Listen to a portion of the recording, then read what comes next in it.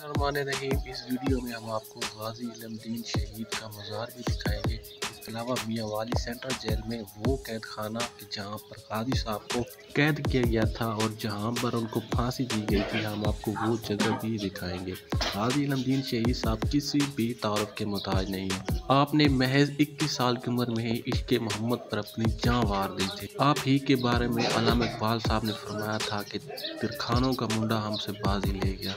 1928 में लाहौर के मशहूर मलऊन हिंदू राजपाल ने आका करीम सल्लल्लाहु अलैहि वसल्लम की शान में एक गुस्ताखाना किताब लिखी थी, जिसके बाद मुसलमानों में गम और गुस्से की शदीद लहर उठ गई थी।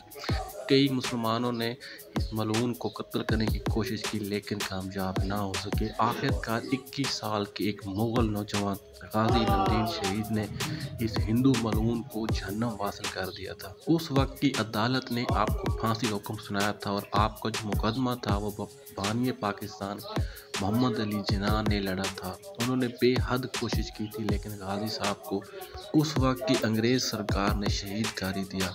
जब उनके जस्ते खाकी को लाहौर लाया गया था तो एक अंदाजे के मुताबिक तकरीबन 6 लाख अफराद ने मिलकर उनका जनाजा पड़ा था।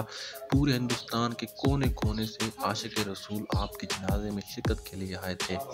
इसके अलावा आपने जो कारनामा सर अंजाम दिया है वो हर मुसलमान की ख्वाहिश है। ये वो जगह है सेंट्रल जेल मियां वाली की कि जहाँ पर गाजी साहब को कैद रखा गया था और यहीं पर जो है गाजी साहब को फांसी भी दी गई थी। अल्लाह ताला की हज़ार रहमतें हों आप